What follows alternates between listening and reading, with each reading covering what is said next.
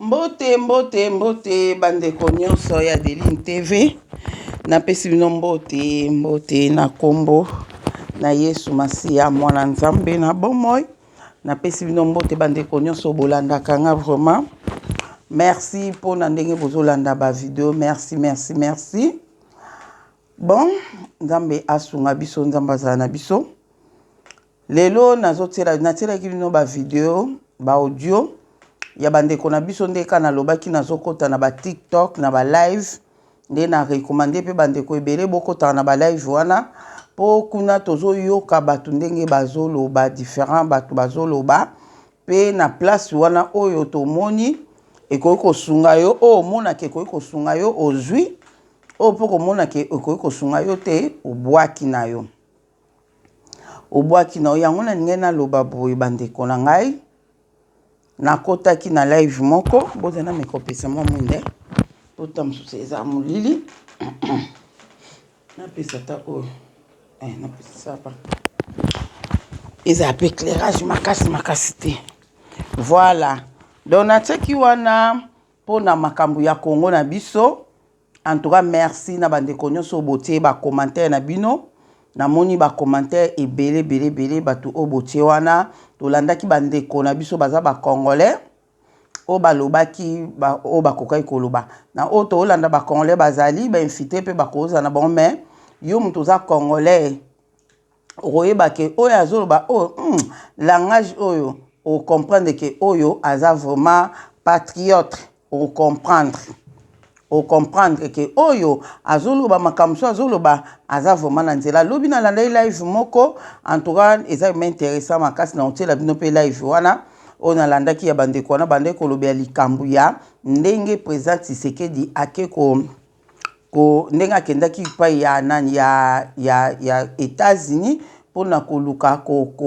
te pardon bona sina lobela ki on jikwa na tsaki yango wana pona live wana ezalaki pona ndenge nini ke voilà ndenge ni président Tshisekedi akokende koluka so edi na États-Unis oyo ndenge ni biso tokoki kolanda su ba occidentaux na makambo na biso tokoki ko associer susu bango pona nini te tosali lokola Ibrahim Traoré poni tosali lokola yete live wana en tout cas na moni vraiment très intéressant les bandeko koloba vraiment na bandeki koloba pe nga monga les balobi tina suka koyoka na zwaki eloko moko ya motuya nde to partageons na bino pe na yoka ba commentaire ya batu ebele batiete ba commentaire ebele wana nakoki koloba ya pesi ba commentaire o batu batie mais ekosala ke po live oyo kutu eza tellement mulai o na otela bino do kata na biso ka ndambu poso na bina sa mobimba video oyo ekoki ba 1h30 donc toyebi te eza nini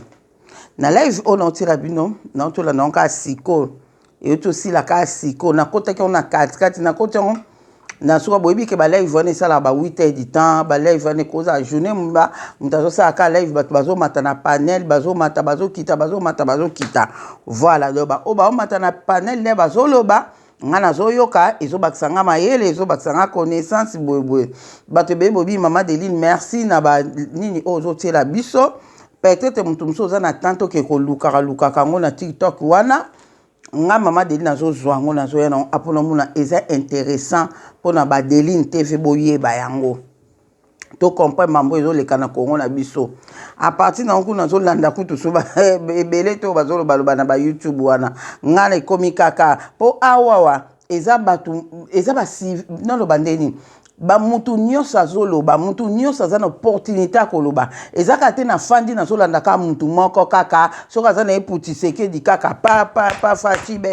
beto te so aza ne pundanga aza kaka te awawa batu nyonso bazoleka do ezosala lokwa ba débat somo na kati wana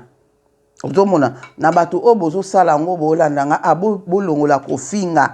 kofinga ezala te mutu nyonso na opinion na ye amata aloba eza na batu mususu so omoni penza opinion wana vraiment eye kosunga te olongoli ye okitisi ye nazo sepela pe bongo mais kotika mutu aloba a s'exprimer tozomona batu oyo ya nanga pe bazomata baloba oyo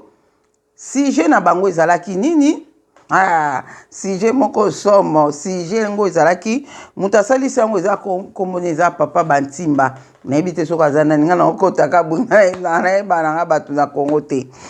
Aza fo ya so mpe kombata so mpe nani nayebi te. Nde sikoyo ye alobi nini.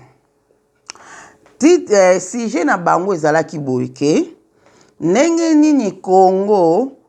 ezoleka na ba difficulté oyo nyonso na ba souffrance oyo nyonso na ba guerre bato bazoko adresser biso ba Rwandais bazokota bazongisa boye église Kimbangise ezoloba eloko te. Pourquoi église Kimbangise ezoloba te? Pourtant ye alobi na sujet wana ke église Kimbangise eyebi destiné ya Congo. Eza na basekele mpo na Congo. Mpo na nini bazoloba eloko te po ete Congo ekoma na kimia. Donc nde na comprendre mage nalandaki on na katikati ke sujet ezalaki yango wana. Sujet ezalaki yango wana. Ke mpo na nini église Kimbangise ezoloba eloko moko te na makambo ya guerre oyo na Congo. Image ondeni. Ok, bon. Yangwana nazotiela bino awa bato balobi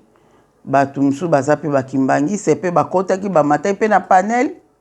balobaki. Bato pe baza Kimbangise te balobi pe. En tout cas, toyoki soki ozwi temps na ya kolanda ngo omona ke ba question msu oyo zalaka nango a pe okoyoka réponse nango kana nde bato bazoloba boye. Sujet ezali pourquoi église Kimbangise ezoloba eloko te na makamba Congo. Pourquoi bafandi kimia?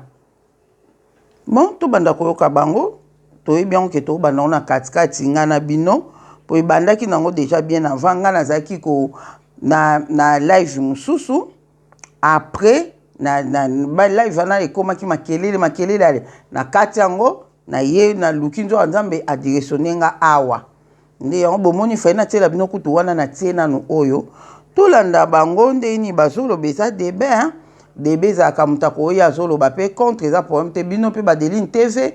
nde mpe bokokoma na tozwa mayele ndeko moko akomeli nga na bi mama Deline yo tika makambo politique mpo oyebi politique te okokoka politique te yo tika makambo politique yo yaka koloba biso makambo kimbangu yaka koloba biso ba prophétie to landa kona ba prophétie mais na mamba politique oya wana te oko yeba te mama Deline politicienne munene bozela royaume Congo ezo ya mona nga royaume Congo na royaume Congo yo kunde ya molimo nde ya molimo royaume Congo bato bako dirigeango bako zala so ozwi ku na molimo te na ku mosunye esimba te fozwa ku na molimo wana toko tango te toke na makambo ezoloba mablo wana toloba na nde nini ke vraiment munde kwa nozano na raison nga na yebi politique te ya Congo na yebi te mais na moment o makambo ya Congo ekendelaka na moment o yebi so makambo nyonso banda okendela ngo bien nga kuna occupé ku politique na nini na otala ka boye kolieza nango bien na Congo sécurité mambo eza nango bien ba camion ba nzela eza bien ba nini na kesala nini na politique na olinga ku koyeba te mamnie leka mais l'air makambo ezoleka bien te esika nyonso otala oyebi na moment oyo so ozokoma politicien te to politicien te na Congo c'est que oza vraiment oza nani mutananga kute po batananga pe bakota na politique et c'est que oza penda ndina koloba donc il faut senga Nzamba zongiselo mayele po ndeni ozokoka kokota te mamba politique a Congo ata bana 2 ans o bayibi koloba lelo omba uti koloba lelo soki kako bandi kotuna mambo eleka na Congo oyebi so guerre ezoleka na Congo ba Rwandais balingi babotola mabele na biso nanga vraiment traître akoyebisa o siko po mutu alobake nanga aza traître nanga aza nani fo azala politicien ayeba politique nga loko na yebi politique te yango nazosula bino bato bayebi politique lobi bomoni audio na tiela bino bato wana bazalaki basoda bazalaki vraiment banani na tielaki bino bango donc wana siko so omoni mutu aloba bongo c'est kaza 100% nanga soit 100% Tshisekedi c'est ça c'est kaza 100% nanga 100% Tshisekedi aza patriote te. Ok, patriote aza jamais mutu aza patriote na moment o wazalendo ya solo mutu alingi mabele ne akozala jamais 100% nanga, akozala jamais 100% Tshisekedi, akozala 100% Congo. 100% Congo. Lokola ngande na bo naza 100% Congo. Nazo wela mabele na ngai. Yango muna oza fanatique te.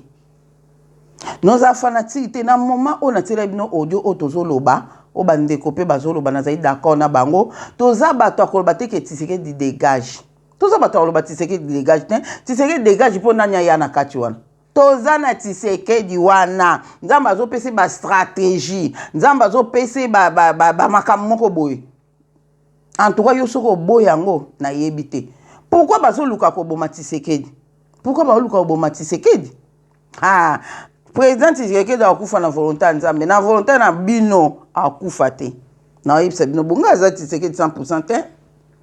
naza Congo 100%. Mais na temps onde tozoleka to yokaki na panel wana bandeko ba matin na panel balobaki na temps oyo OK bon totiana ona otela bino su mususu anto bolanda ngonga na bando otela bino po oyo zo sepesa nganga na ba ata mambo nzamba talisinga ngaso ina partager on a bino te nazaka mutema duku naza ba témoignage pona ya koloba na bino na ko ebisa bino ke to ke le 6 avril boyi mambo to sa le 6 avril ba bonus ka ba ebité do futo lo basu se belé pona ba bonus ka ba comprendre makambo le 6 avril. OK na ye côté la bino ngo eza tellement mulainga pe na loba mingi na zui pe de 11 minutes. OK bon tozo tia to yoka eza nde to benga ka lokwa débat oyo kolo azana biso Saint-Esprit na belelio kamba video o papa zana ndeko moko na moko o akoyoka ba audio bandeko bayaki koloba en tout cas kolo mutu na mutu apesi opinion na ye ba pesi pe makambu na ba réponse o papa o tokopesa pesanga pe mayele lolenge nini na ko partager yango po ete bandeko bazwa implice ba comprendre ba bazali na mituna kolo bazwa biyano na bango na komba tata mwana pe ya Molimo Santo. Amen. Donde ka na uti kolobake ezali débat o bazolo belake pourquoi kimbangiste eyebi mutu azolo bango a kimbangiste te kimbangiste eyebi o azo sesa débat o eyebi ke ko kimia ya Congo eko uta kuna po bango bazana ba sekele moko boy bazana makammo boy kuna mais bazo bombango bazo tika ba congolais ba kufa bazo tika ba souffrance to landa bango ngape na kobanda koloba monda ndam tutie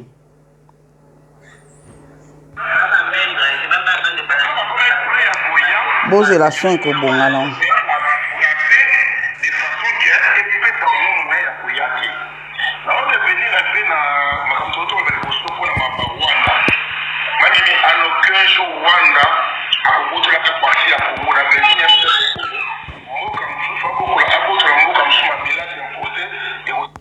bozela ondireza yango te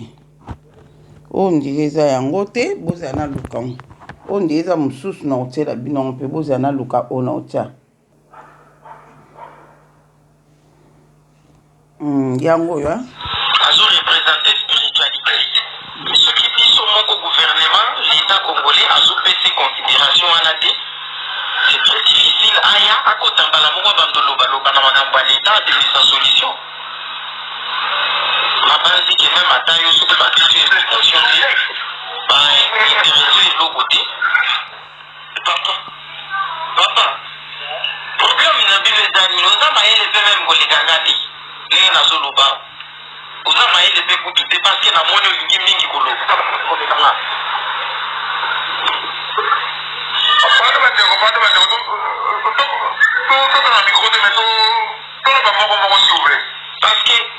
parce que moto mayele ayokaka mingi alobaka mokie mais zoba alingaka koloba mingi ayokaka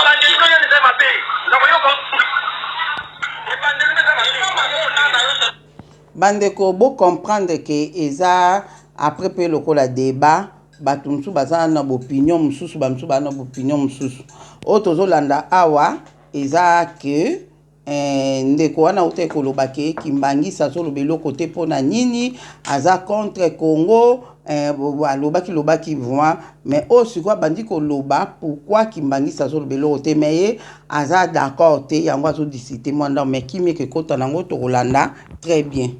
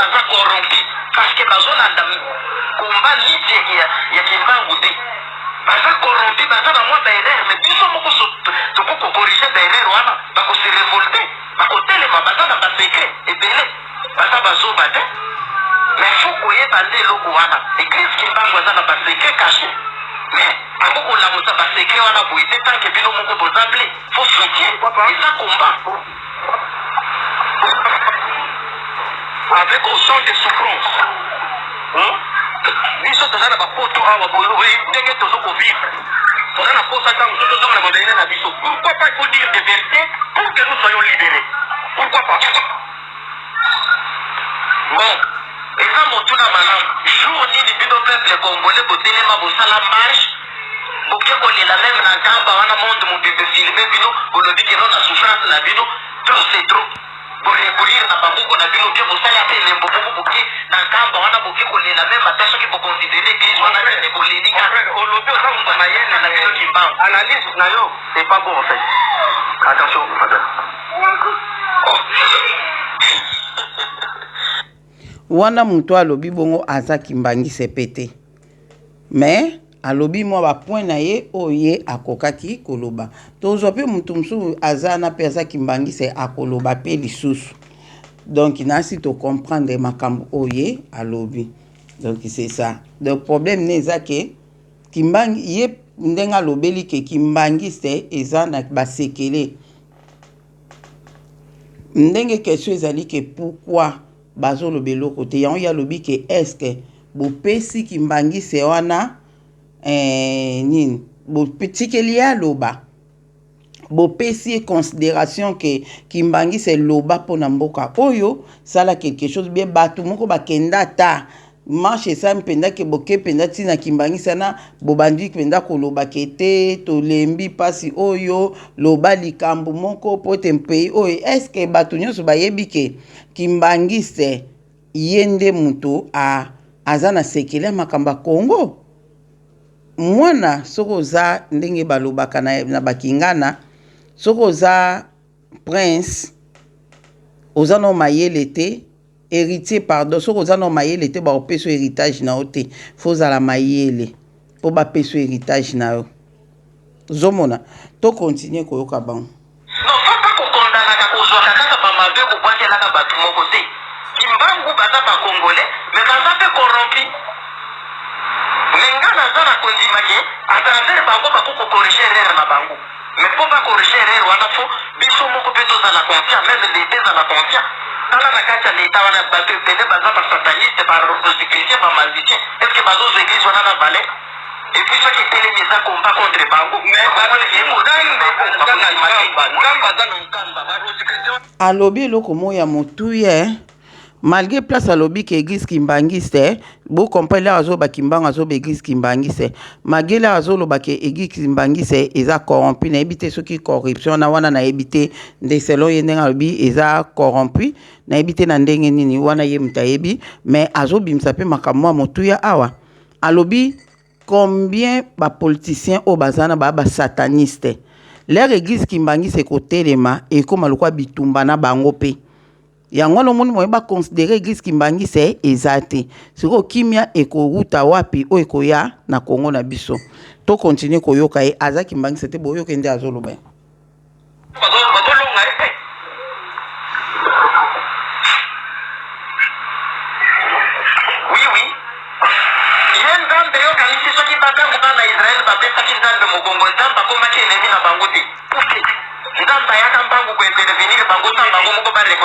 mon frère, réflexion est en comédie. Yondo za comédien parce que il faut se bonder la dose à la photo. Il y a qu'à la Congo. Qui peut poser par question pour la kibangu comme ça.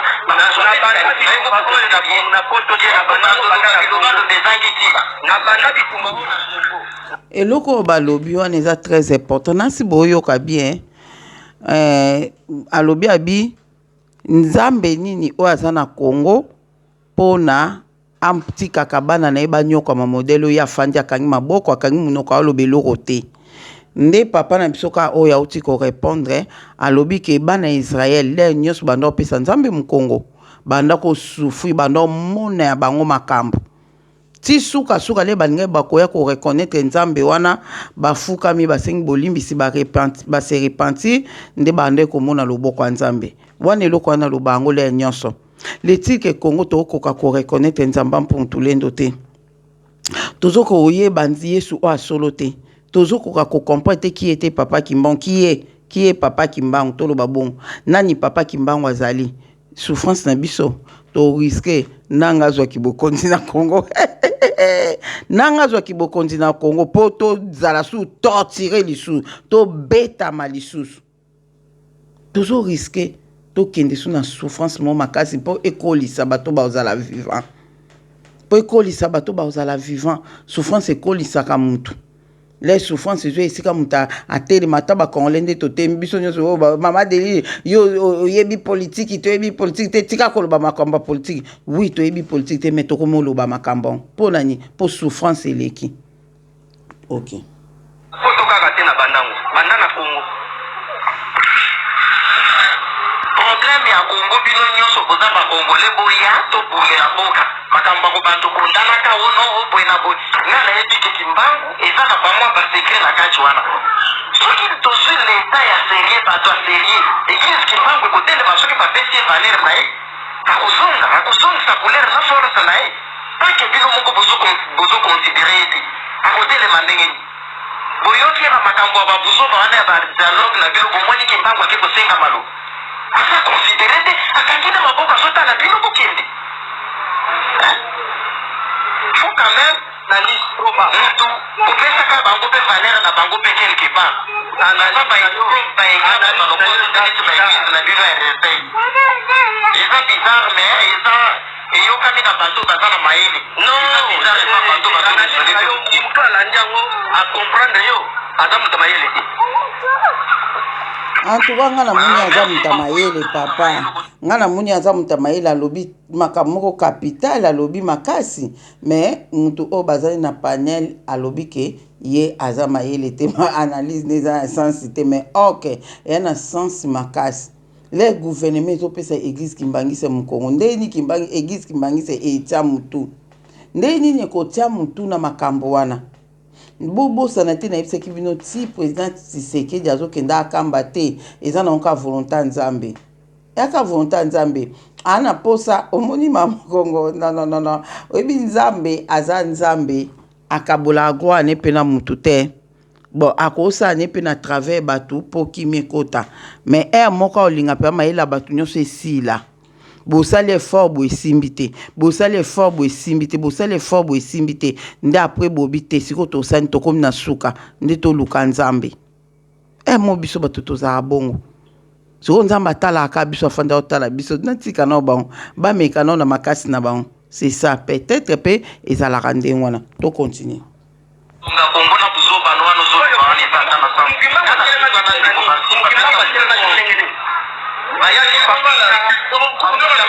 baya Pitankanga baneko dipwanga bambuta munga batelema kakona kiboka ye afana na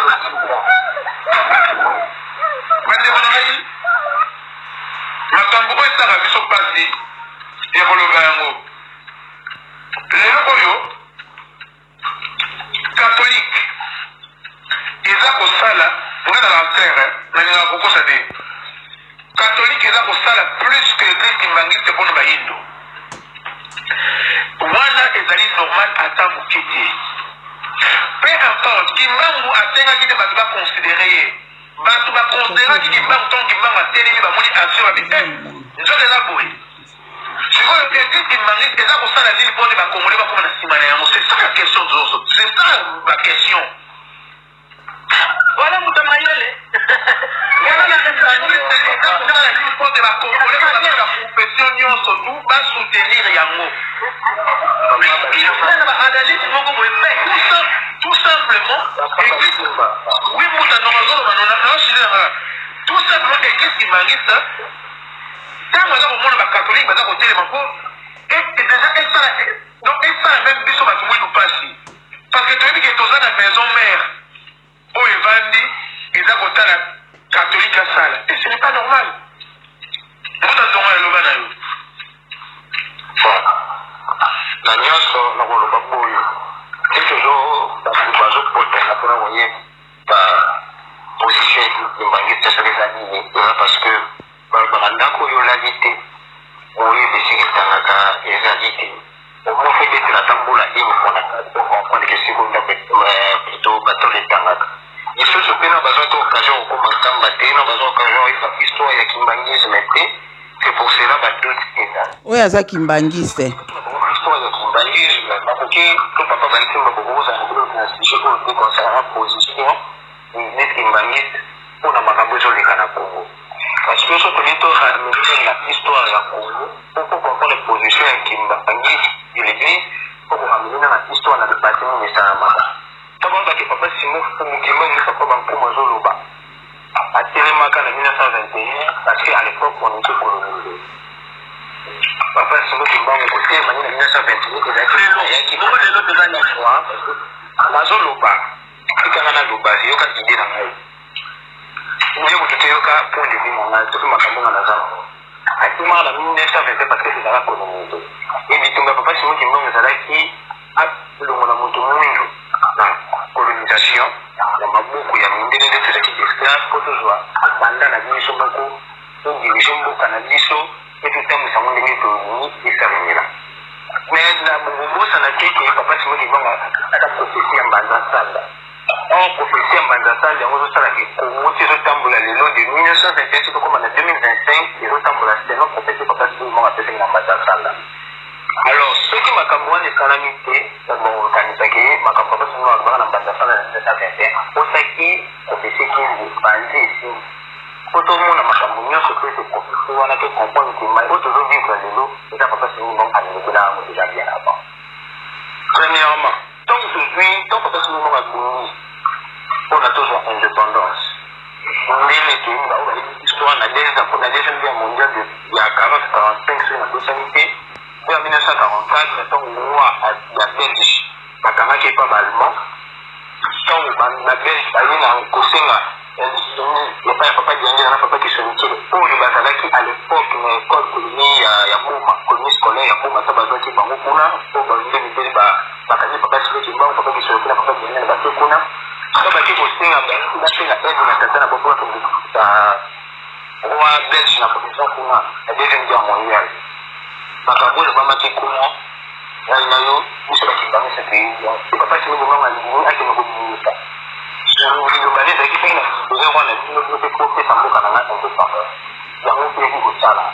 nani ake kujifri makambo na nyo za kikabu ete kwa hiyo ni histoire kabu papa jengi na préparer pendant 3 jours nanda kunia mokoto na nyingi papa kasavubu ala nda kwa ndongala na bana kajo ni omoni façon que nango le gars besoin qui ma responsabilité mon boy qui ma responsabilité n'a pas ta réponse pour pourquoi vous comprendre position existe qui gagne natango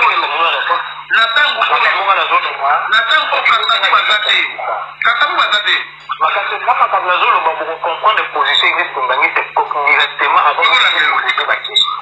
wanga na zolo babu yo kangana sinisa papa jengi na sanga abumi mu kasabu pendant 3 jours à préparer ya bikuna ba kokendo kutuna nino makamu eloka liboso ba koyela oba kesi musatu kesi liboso bola na bindi kesi bola na zindi mais oyo tala nzinzi kesi nzinga ko matana kesi nzinga ko matana kesi ngo pona deuxième ni papa jengi ni kasabu so ba sinzi droit que vous voulez ni mabele pour qui c'est nous dans la mabele ko kala vous voulez ni mabele nous indépendance zamini mukusalela oba tokozala bonzama bokoko na biso tokosalela nzela ya bokoko na biso oyo toyi makombo ya kipa ya arrivé kasavu kuna esika likabona esalamaka kasavu bakendebisa aponi na eloko ya liboso te bapongi eza na mabele e deuxième question to bapose alingi tokosalela melangano bamopei katoli ekosala ebi katoli kitokobibibetana po epapa jenge na presala babini avec miso toza baalimi levisimbanisi na positionne actuellement miso toza baalimi mpe toyebi match oyo tezobeta na ndenge esusukola viki baboyaki na bango koyoka likambo simotinga mobeleki tozotalaka ngo ndenge bazodirige kongo ndenge bazosala makambo na bango na bato bapesaki confiance l'église catholique protestant réveil ainsi de suite ndenge makambo wana ekosila nasi bocomprendre oyo eza ndeko na biso auti koloba aza kimbangiste a expliqué que makambo po balobaki ke catholique ndeko moko ote koloba awa catholique kuta azotelema azoloba pona makambo ya Congo mais kimbangiste nde nini aoloba te ndeko ayeko expliqué oyebi ke nde tozalaka boye église catholique yango nde l'église oyo eza église d'état na Congo pona nini a partir ya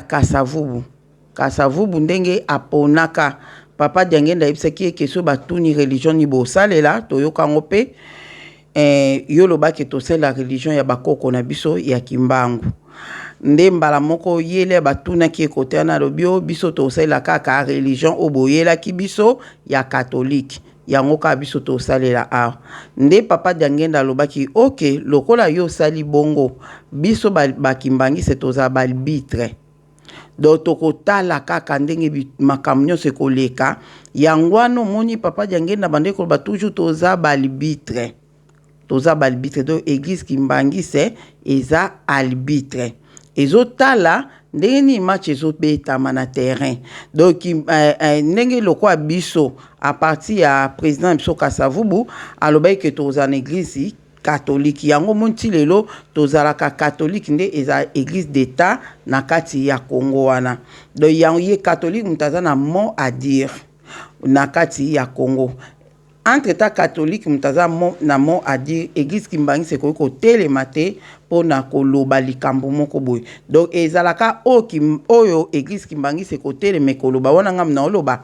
ekozalaka au contraire na oyo catholique akoloba catholique akozala d'accord te na église Kimbangi se donc ezaka ke catholique faut zala donc par rapport ya ndenge toki nde kona biso lobi ke église Kimbangi se za lokola arbitre ezotala nanu bozo bundela ndenge nini bozo saila ndenge nini ye akobeta sifwe na suka lera komona ke batu o bazo bunda balembi bakomi na suka pe basengi babando nde yako yakobeta sifwe pona kokata likambo selon ngande na comprendre ok tozo continuer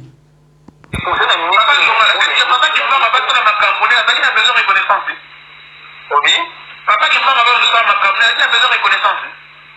Il a besoin de reconnaissance. Oui, il y a peuple mort qui va reconnaître au vers ça qui m'a camené à Sali. Ceux qui ont besoin de reconnaissance, c'était fait en 1921 et 1951 à l'Union. Ceux qui ont besoin de reconnaissance, c'était de 1921 à 1951 à l'Union tourner sur le tour. Maman, papa. Nalingi ngate tombo comme ça Kimbangu lokola objet moko boye ya maquillage. Kimbangu atelema na mission na yo atelemi porte la rubrique sa peuple. Kimbangu asenga ki reconnaissance de pas mututé. Kimbangu agir pour na ko libérer peuple oyo ezalaki na kati na pasi. Asa ki on te pour ba reconnaître. Sur le yelo pour église Kimbangu ça pour reconnaître en sens ni en fait.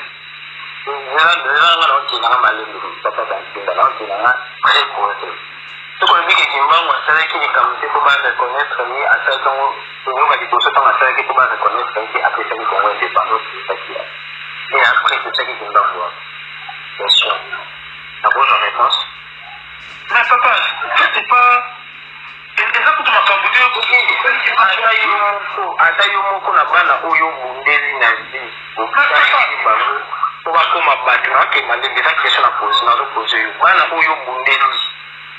otangisi bango bakoma batima na ba reconnaître yo te before yo sali mimi bango to bodio papa yo so na bana na ndaku na yo bana na yo baza bana mikeme babenga na bango yo papa te batiba est que yo mande mona kina ki rolo ki papa ata bana ba pokoti ka bana in semaine bala la zala est que bana mo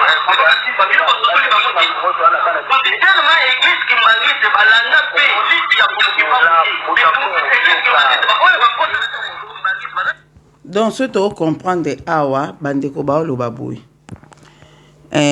ndeko oyo bantimba oyo azosalisa nini alobi boye papa bantimba alobi boye alobi ke eske ki papa Kimbangu leri abundelaki indépendance wana l'air a télémaki na 1921 est-ce que na besoin de reconnaissance pour na kobundela pour na yeke papa Kimbangu aza na besoin de reconnaissance te donc abundela kaka Congo abundela ka Congo epesaka na oye mukongo abundela biso to reconnaître ata to biki ngati na kolaka ngana yebaki kaka mutu abundela biso poto zo indépendance za Lumumba natika koyoka Kimbangu te nazo bino vérité natikala koyoka Kimbangu te na yoka ka père de indépendance eza Lumumba ezaka papa Lumumba mutu abundela ka biso poto zo indépendance natikala koyoka nanga komba kimbangu te mukola liboso na yaka koyoka komba kimbangu mutabundela biso po tozwa indépendance nayoka kiango na 2018 papa ne mwanda ntemi mukola ngo na yasi ezaki ka Saint-Esprit par hasard ka na télévision boye abandi kolobela makambo ya indépendance na 2018 wana azala na mwa succès moko boye papa ne mwanda ntemi nde mukwa liboso pe na aka koyeba ye mukwa liboso na yeba papa ne mwanda ntemi ka na YouTube oyo nde nazotala nakutani na ye azolobela makambo indépendance ndenge ebandelaka ndenge ezalelaka azoloba makambo ya kimbangu ndenge wana kuna nayebi kimbangu lolenge nayebi elelo te nazoyoka kaka ye azoloba alobi boye makambo nyonso na nde bato mikuse babimaki mokolo nafanda nazolanda nayebisi papa dide namoni moto akolibere Kongo eza ye naloyebisi mobali nanga bino landi papa moko le nayebisi ya kotale abi oyebi ete ne mwanda ntemi ngabi one mwanda ntemi aza nani abi ondira azalaka chef spirituel ya libundu ya Congo église oyo babengaka soki église des noirs je crois bon là on a peut être na confusion église des noirs na libundu ya Congo je crois que c'est église monte église des noirs na libundu ya Congo église des noirs na ebité so eza banani nzambe limbisanga donc ayebisinga bi aza chef spirituel ya église des noirs église ya ngabi ya solo mazulu ba makambo moko nde na ebisa bino mkwali boso na landa papa ne mwanda ntemi ozomona sikoyo toloba siko tozonga na sujet na biso awa bango siko bazoloba ke selon mutu oyo asalisi nini live oyo alobi ke papa kimbangu aza na besoin reconnaissance te to reconnaître ata to reconnaître te ye fois sunga ka Congo ye azanaka oyo kapa bible lobi mabele yoka ndi mongo tonde ko yemba na kala bando yemba onka na église mabele yoka lola mona banana na busena izandi nzembo banana boti batombo kelinga eza verset biblique eza na bible ozomona mabele yoka lola mona batona banana boti batombo kelinga toza vraiment batomboki donc selon papa Moïse asalisi live mo kitoko na sepe na makambo na ye mais alobi ye ke ata to reconnaître kimbangu te ye fasalisa rabiso ye fasungaka biso ndeko na biso aza kimbangisa alobi papa raisonner yo boti bana na yo omoni bango pasi banda bazaki mike ti bakolala bana kolela ya butu ba fièvre butu yo moko la muka ko eda banana siko bana babandi ko poussa na bazo reconnaître yo te bazo reconnaître yo papa osepe nango oza kutu ba papa mususa ko modi bana wana a modi bango banana baza maudit ata bible bina biso to honorer ba père ba papa na ba mama na biso poto za na vie mulai so tozo reconnaître que papa kimbangu aza papa na biso pour que ye muta pesa biso indépendance yende muta ko sunga biso na makambo so toza na ona Congo pourquoi to reconnaître été donc selon ye ata to reconnaître kimbangu te ngana loba on na ba vidéo na boyebi na répéter ngo le-t-il que Congo tozo reconnaître kimbangu te tozo comprendre te nani o papa kimbangu azalaki bandeko nanga toza kakao toza lia oyebi nzamba za na posa alongola ne bato wana nyonso o ba reconnaître kimbangu te mais tellement nzamba bolingo ayebi ke bana na epe ebele eza na bato musu ba otika ko reconnaître kimbangu te bakita bamata po bango baza ba 75 ba Deline TV boyebi ba 75 baba nani bango baba 75 ba kotika la ka ko reconnaître papa kimbangu te et puis eza bongo etika la bongo ya to bandi koloba ni likambo kimbangu banda tongo to mona bongo ana ba témoignage bo bibimisa na ba témoignage na ba commentaire to mona bongo na ba commentaire ozomona ya to bandi koloba ni mambo kimbangu banda tongo ato pesi ba preuve ebele nga mama Deline so na bandi ko ipso makambo kimbangu ko banda na banda ko mona ye ko banda na mona boy na ko ipso ke nazoloba makambo kimbangu o na yoki na mato ya bato te nazoloba na yo makambo kimbangu o nga mona moni na spiritualité na mamnyonso so na ndi ko yebiso ngo pe na fandi so na ndi ko yebiso en tout cas so ko zapenza mwana nzambe okondima mais eza na bato muso ata na fandi une semaine ando yebisa bango baotika ko comprendre te po epesa meli bango te makambo ki papa Kimbangu eza lokola masese na mato ya bato mususu o Yesu Masiya alobaki ke bango na oloba na bango na ba parabole po ba comprendre te po elobama ke bakoyoka me ba comprendre te ozomona bakotala me ba omona te wana epesameli bango te yango moni Nzambe alingi ke na ba o epesameli bango o mitema nano eza baza na ignorance moko makasi bilamba mwindo na elongwe te yango moni Nzambe azozelisa azoko continuer pa azo continuer ko betaka biso ba congolais po ete to pona bana na ye wana ba misusu wana kala te bakozala te na Congo na yebisaki bino bobanga na bino te kala te bakozala te na Congo. Il s'agit ko limwa bakolimwa, il s'agit ko kufa bakokufa, il s'agit ba voyager bakena bambo comme sou bakokende. Pour na Congo ezonga royaume bisengo o Nzamba bombeli biso. Nasi bo comprendre na oloba na bino. Donc eza vraiment que papa Kimbangu futo reconnaître ye, reconnaître papa na otie na place na ye. Tie na place na ye, nde toza kimia na Congo. Leti que tozaka na banzamba bapaya. To obi bata catholique batebe balobako bata catholique bakota bokonza likote bwebwe. Ah na oyela bino makambo na olobya pona église catholique. Ozomona lelo o tozomona na basango ebele bakomi kolobya makambo Kimbangu na basango bakomi kolobya makambo nzamba bakoko nzamba mpungutu lendo yo kanisi zani po nzamba zozwa bana na ye bana ne baza partout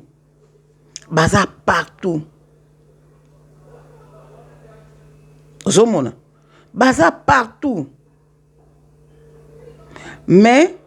totala to continue ka koyoka awa de papa nyonso o nga mama de no ba papa nyonso aboti bana moni bango pasi a continue ko sala bango bolamu te so ba reconnaître ete ba reconnaître yete asali bino bolamu ale bino boke kokumisa papa ya voisin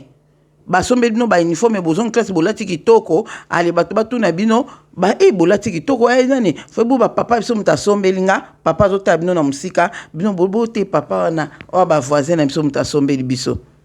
ale papa na lobiso asombeli bino en tout cas to réfléchir na papa bantimba soka olandanga e kozala bia landa vidéo o to réfléchir.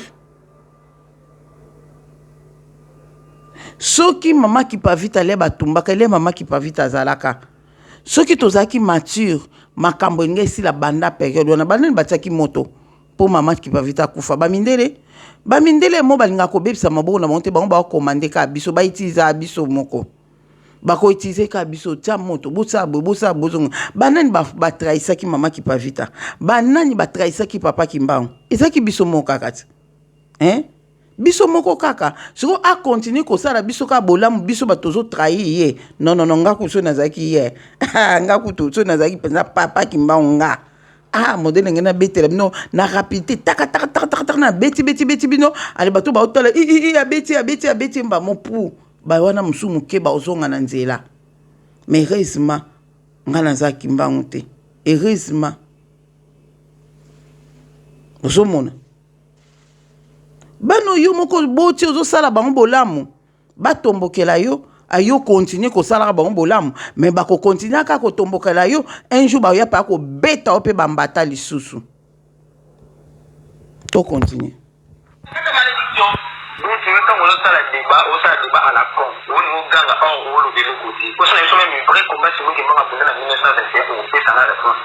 Donc, pendant qu'il y a un reçu, on n'a pas Batimba. Papa Batimba, qui est sur un vrai combat, il y a un vous avez dit. De 1960 à 2025, Madame Bakabal. Moi, en 1960, c'est comme en 2025, à mon avis, à alors, de 1960 à 2025, nous sommes congolais de famille. Concernant qu'on reconnaître les chansons, il y a qui faut mieux surtout que vraiment une liberté pour tout le monde, malgré tout à 100%. Pour reconnaître les niveaux, ça n'est pas naïf. Reconnaissance des gens en papa, reconnaître. Mais en soi, il y a courage, il y a papa. Na mon exemple, nous dans un dongala. Tu reconnais que tata qui m'a le 6 avril et le comment faire la Congo, qu'est-ce qui se passe? On a dit madame, pourquoi tu te remontes les éloges comme côté il y a beaucoup de choses il faut comprendre l'intention. Il y a des gens qui disent que dans les donc ça n'a pas fait ce qu'on appelle ça pas bon. On lui dit la fait pour la politique, il faut mais Mouta Ndongala, par rapport aux deux ans expliquer selon par rapport à on est occupé par l'histoire. L'église qui bangue c'est une église à dans la position à côté. Parce que papa Ndongala, comment tu maries ça solo pour le maintenant on dit pas Ndongala parce que ça devient dangereux. Parce que voyez mon papa papa yoka omoni ndenge bino kolobaka Jérusalem ya kala ekomi Jérusalem ya sika epai na bino na nkamba yebaka mpe te soki mpe bozobeleki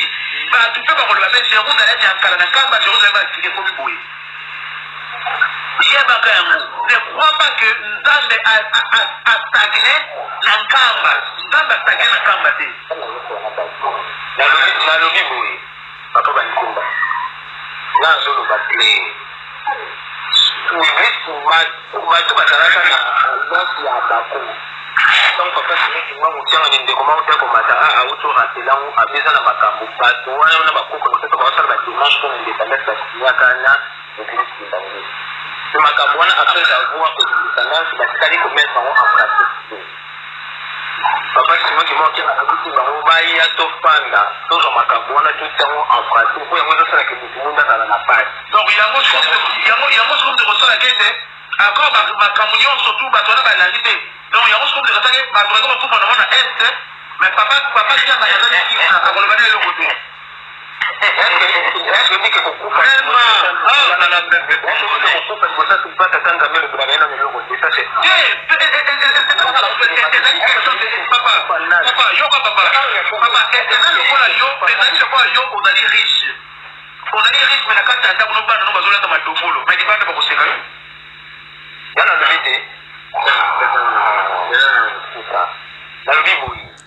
mais yo papa oza riche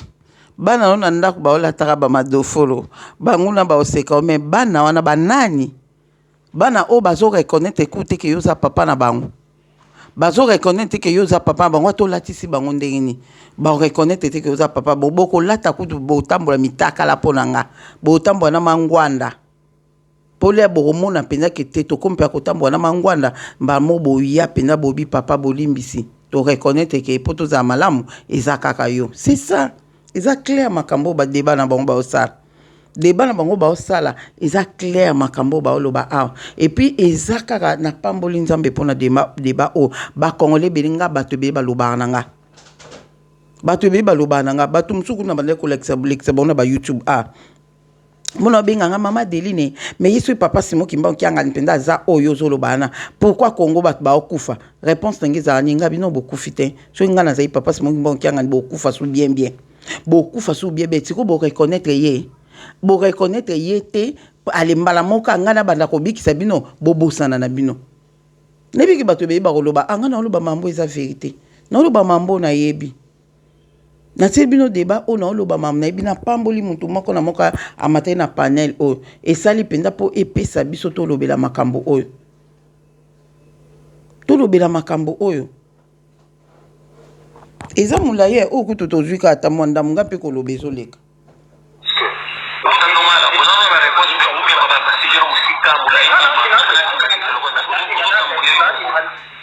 donc par rapport ya peuple congolais oyo comprendre que papa Kimbangu kiangani aza na likambo koloba po na kimia ya Congo ale peuple congolais wana ba o ba comprendre on peut bazaka muke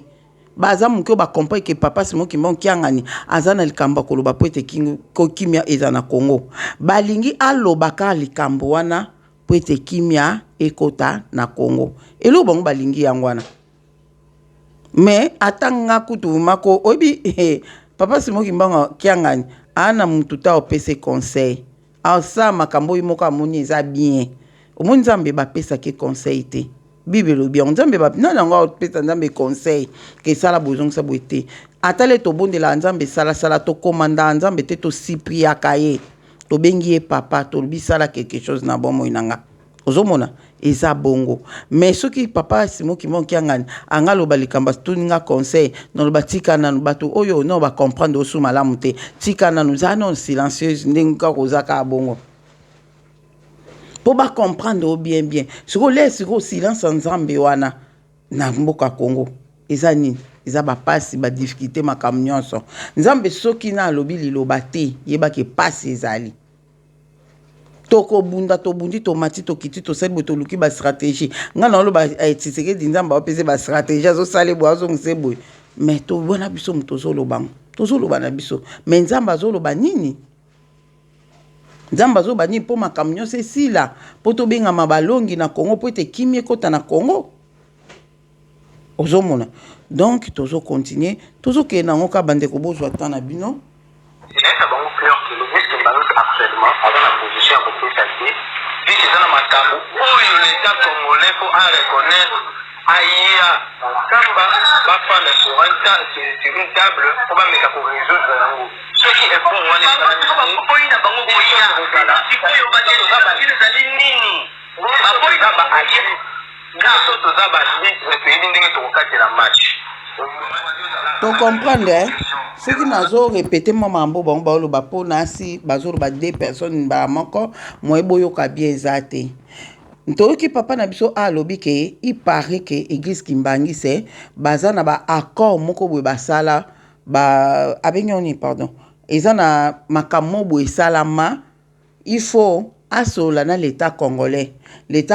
akende bakutana sa yebisa bango boya na pesa bino makambo oyo bokosala po kimia ekota na Congo ba directive wana ezali na kamba si la papa Simon Kimonki na ibisa l'état congolais bakende gouvernement congolais ekende na kamba batia makambo na mesa bayebisa bango ke bosala boye bozongisa boye pona kimia ekota na Congo yango bomoni emone bande na lobaki eloko mona zai na raison na lobaki ke papa na biso te ko lobaki église catholique ezokote ezotelema ezoloba mais Kimbangise ezoloba te pona nini OK Kimbangise ezoloba nango te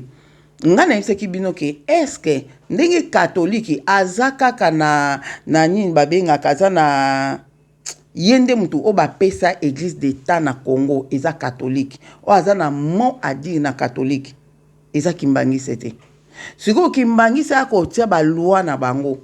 le bakotia ba loi na bango na Kimbangina ni na catholique yebisa na pardon na Congo ba pesi gouvernement ba loi boy yango nde mutu etambusa Congo yango nde ebongisa Congo est-ce catholique aza d'accord nango aza d'accord te po loi ya liboso no ba yebisa bino ke Yesu azaki mutu mwindu baba ke Yesu azaki mutu mwindu est-ce que catholique eza d'accord te ozomona donc tozana maturité na Congo faut tokoma na maturité spirituelle yango to mundu basango ebele lelo bakomi ko comprendre makambo ebele ya spiritualité o solo spiritualité o solo bakompe ko comprendre dango yangwana toyoki awa papa na biso mususa lobi ko te bango gouvernement ko baboyi na bango kende loko baboyi na bango kende ye papa Kimbangise Kimbangise aloba kaka kimekota na Congo papa nanga oh Seigneur to continue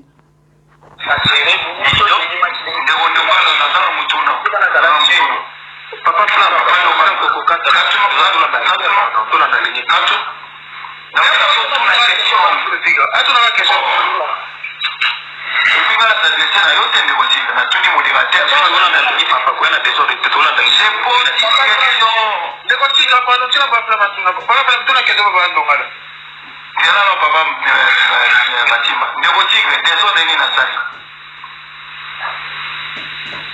parce que natuni modérateur que nango kotuna question natuni modérateur désolé ni nasali tant de quoi pas tout le monde toyoka na bien te natuni modérateur yoza modérateur moi je suis modérateur comment na c'est modérateur au monde papa naza na panel na kokoma ndenge nini pour pas mangolo ba non non pas dire ça quoi ça me pas bien pour la question c'est pas non mais pour toi ba mamosolo ba combattre pour le sentiment papa ndonga la ngana ngana tu na comprendre reconnaissance aux oloba reconnaissance que Congo peuple congolais fallait ba la reconnaissance au modani quelle est cette reconnaissance-là pour que ça Église Kimbangi, c'est tout dirigeant agir. Donc, elle m'a dit. Reconnaissance, c'est ça sur base de nous. Cette reconnaissance-là, soit le gouvernement, tous les peuples congolais, il faut ça là, tous les animaux auprès de l'église Kimbanguiste, tous les dirigeants Kimbanguistes, pour pousser les mots, agir pour libérer les secrets pour l'abonner à Congo. Il y a un plan où il est établi depuis 1960 pour l'État congolais, tout va dans l'association à Bakou pour être capable de nous pour respecter un mot. Premièrement, pour ceux qui m'ont donné ici, ils m'ont considéré la Congo dans la fin. Deuxièmement, l'église qui m'a dit que c'est l'église d'État. Il y a un niveau de temps de sa Congo, mais quand beaucoup l'État congolais n'a pas ça, il y a un parti en Kamba. Voilà, il y a mis balé, il y a ça la matière. Du coup, il y a mis ça là. Tant que vous avez un mouton, vous avez un mouton, vous avez un salami. Abana kutana ndi mose na makambo malo to yesu pena simona wana kuvepete na wala chapo na kwa mfano ni église et kale kimagise kwa magise Bolimbisi réveil moi ezo déranger to zela papa simo kimbonga hivi mayo asika kindinga nini kwa singi tangu sapa na kwa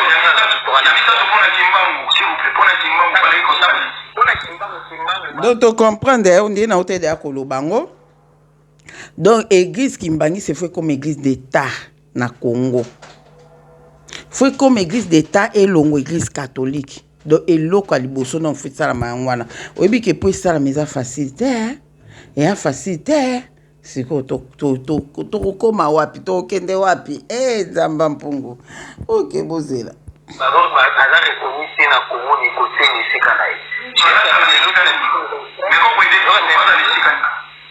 Là on va noter jusqu'à le 2025 comment tu vas aussi na maladie. Oyo débat mswenge fungwama bande kona video oso ekati non c'est la bino po ezamula ya bozana l'exebino ta la place nzambe ya na charge to comme da ezamula ipe na makasi donc ba débat na sepe nango po baza monotone te ba lobela kalika moko do baso kende pe na ba question na bango zo développer to kende to continuer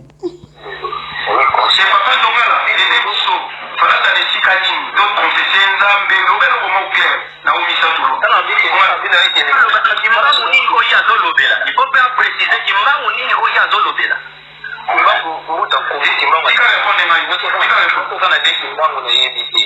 mais na de kimbangu za moko ko reconnaître on dit ko reconnaître kimbangu un d'abord ko reconnaître na personne ne sont pas liés na d'abord to ne asala qui de son vivant pour que nous indépendants et c'est nous ko nous ne reconnaître en aussi deuxièmement ko yeba que Simon Kimbangu n'est pas un prophète parce que beaucoup de gens pensent que Simon Kimbangu c'est un prophète. Simon Kimbangu n'est pas un prophète, il est lié. Et bien le gouvernement peut poser problème dans le Congolais à Nima. Donc aïe parce que Simon Kimbangu a dans la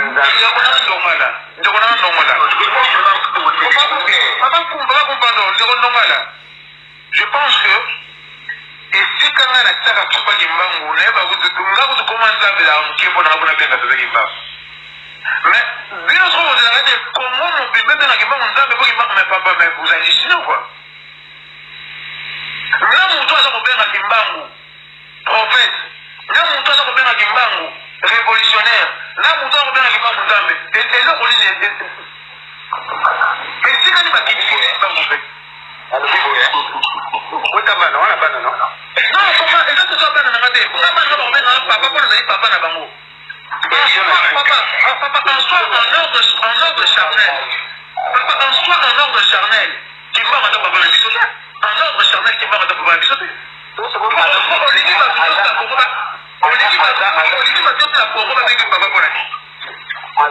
plus que papa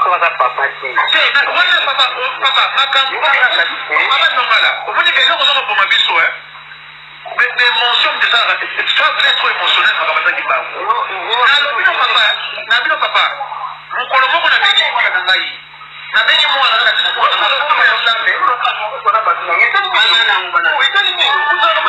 Na tuni moi dans la vie, sombo ya nzambe na.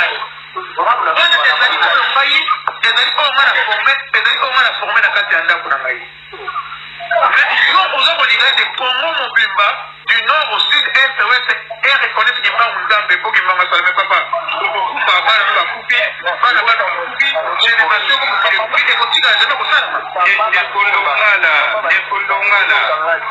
Nekondongala s'il te plaît. Nasika na biselo moyo.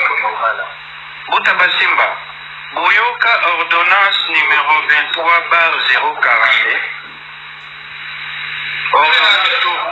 au Félix Tshisekedi a signé le 30 mars 2023. Mais la ordonnance présidentielle balobaki que chaque le 6 avril il y a chaque année les journée fériée pour les signé na combat ya Simon Kimbamu. Parce que Félix a signé que ordre moko boy ka fait journal de 6 avril le 1er février déjà et le mois dans le passé donc on va faire février dans place mais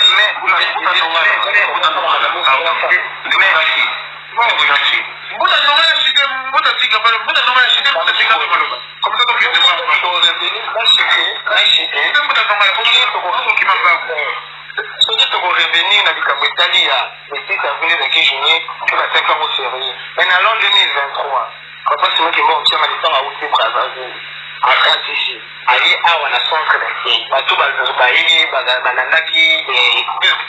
oyo esalamaki dimanche ezalaka na afrique na mois d'avril bamaki kuna na présence ya bachef coutumier chef coutumier asalaka makambo ya bapolisi affaire centrale chef coutumier boy azalaki wana présent ntango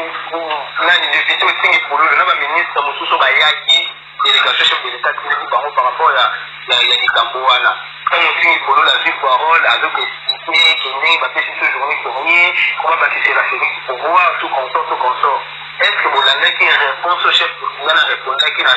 député ya tingi pololo eza te parce que bapesi journée de 6 avril comme journée férié journée elakisi ke yango nde eza pacifié na bango nyonso te les problèmes eza de 6 avril ezali comme journée férié les problèmes ya makambo mosusu makongo taki bapesa journée de 6 avril tofandaka na ndako mpo eza de 6 avril yango ezalaki commerce motumbango eza nono de ça po bapesa yango journée eférié te yango te moto epesaki congo indépendance omosi boyeba yango te le 7 avril te yango te moto epesaki congo indépendance makongo eza makambo mpo eza virtuellement même mbisi afandaka na mai so molongoli mbisi wana botie na mabele mbisi ana abovivre nyeti po aza soso na mai po bapasi moto mungi aza lokola mbisi na ye eza mbisi to bambisi tofandaka na mai me balongoli biso na mai bate biso na motili tokoyebisaka tokovivre koma eloko nous les Congolais, nous les Africains tokoma koignore na bapropre bokoko na biso na bapropre coutume na biso et vous voulez que makambo ya kongo emarche comment donc apo basimba azolobaki epo aboti bana eplele alingana pesa exemple papa nini akobota bana po atalaka bana wana aboti bayeba valeur ya ye tataki kimbangu aza presque papa nzambe nini akosala bato na mokili mpo bato wana bayeba bonzambe na ye papa nongala s'il te plaît kimbangu azali nzambe mokeli se likolo selon doctrine oyo ya yo na ngai eza selon doctrine ya bato nyonso tu te wana mpo koyeba yango papa eza selon doctrine ya bato yo base papa na ngai papa nongala lelo oyo okochange na yo indien te andima ya kimbangu lokwa nzambe okochange na change te alobe ya kimbangu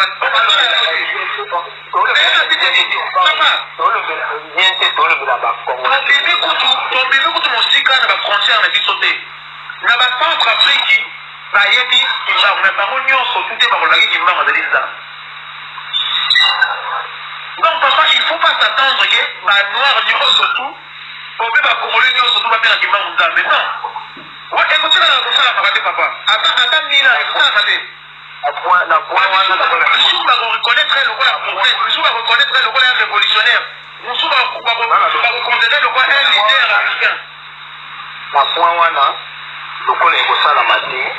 eki tofanda kimia tozonga na prophétie sikoyo papa makambo ya prophète toza komona papa nongala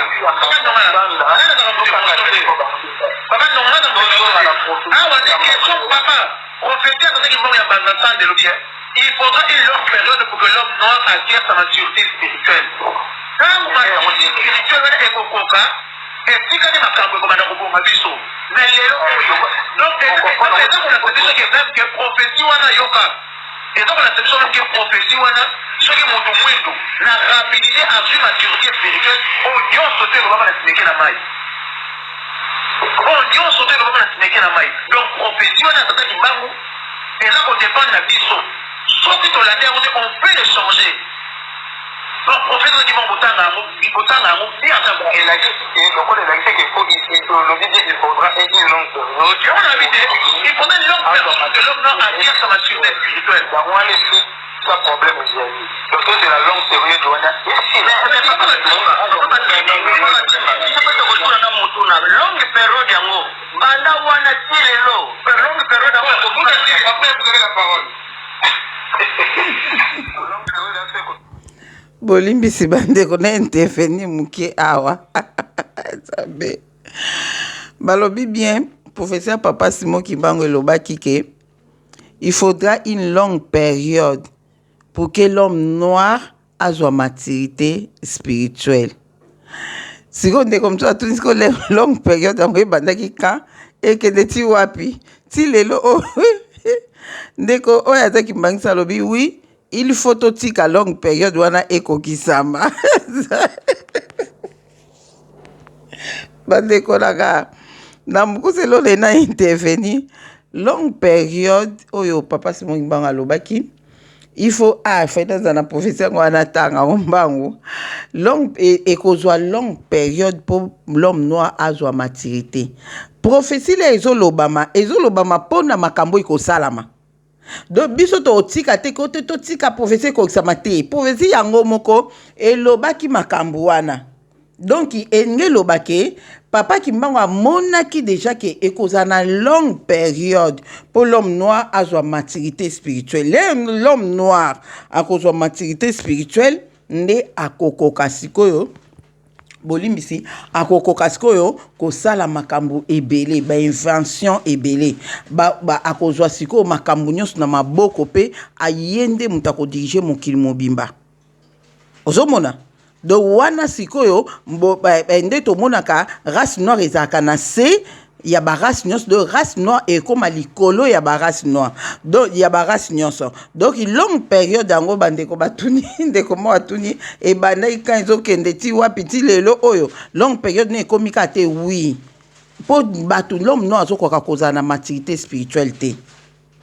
L'homme noir azokoka kozala na maturité spirituelle te tokomi koya nango malembe neti nga mama Deline déjà naza na maturité spirituelle bata Deline TV awa toyebi biso tokomi da na maturité spirituelle mais combien de bateaux o ba koka kokoma na maturité spirituelle te ato botei bango makambo ya spiritualité bazokoka ko comprendre yango te siko maturité ke ya mkoni nano yete ezo ya malembe po ezo ya pe na mwa vitesse nango na ndenge nango po balobaka ke mensonge eyaka na ascenseur ekoma mbangu vérité yaka na escalier yaka malembe suka nango ekomaka donc vérité oyo ezo ya na escalier pour na l'homme noir ezo yaka taka ekomi kokita siko mbangu ka na escalier wana ekomi okita mbangu boyebi ya moko so oza na énergie moko makasi okita na escalier taka tobona yango so tona ba retard na ba train hôtel penda à l'approche train à l'approche oyebi nde tokima ke taka mutu nyonso ka so mutu mo aza liboso na azoke malembe pa odouble ye pa okoti na train bamsule baoya boye train se ekangami donc tokomi siko na temps wana tozokende na maturité spirituelle tozokende nga mama Deline nakokaki kosala bavideo te tokende ka na bavideo ya baprière bavideo ya baprière oyo tozosala lelo 7000 personnes bazokota 5000 personnes 4000 personnes bazokota na baprière wana esika na omona ke l'homme noir comme na maturité spirituelle nakomo mona penda eza maturité spirituelle po ndenge ni bato bazokota na baprière oyo biso tozobondela pe na komba Kimbangu mais bato baosupporte yango eza maturité spirituelle oyo bato bakomi koma nango oyo bato bakomi kokoma nango eza yango wana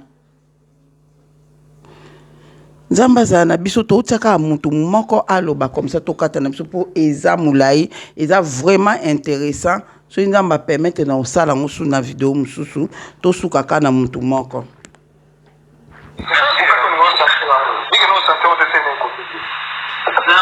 longue période wana mpona biso na analyse na biso ezali kobanda bayindo kobanda kolamuka to mopepe moko ekoya mpona ebanda kolamusa bato ntango bato bakososola nde place wana nde ekoya epai ya bayindo lelo oyo mpona kotala société na biso bayindo na Congo to na Afrique baafrike nyonso bapresque mingi baza ya kolamuka eloko nini ezokozela mpenza tozwa mpenza réveil wana. En tout cas, papa, nous avons comprendre de l'autre. Selon il y a lobby que une longue période pour l'homme noir a joué maturité spirituelle, ndé a lobby en que et si pour selon il y a que si tu as déjà éveillé au batu bazana non Congo ko kende boité bazo bo mabiso tout est mato marché ya benyango spirituel et a benyango maturité spirituelle non c'est pas ça. Et nzambe na ba français comme bima nzambe ba français bebisa makambo. Eza bongote. Eza bongote. O lokola peuple noir a telemi a komi ko loba pe a komi ko marcher ça bo ya benyango ni réveil spirituel a benyango maturité spirituelle non c'est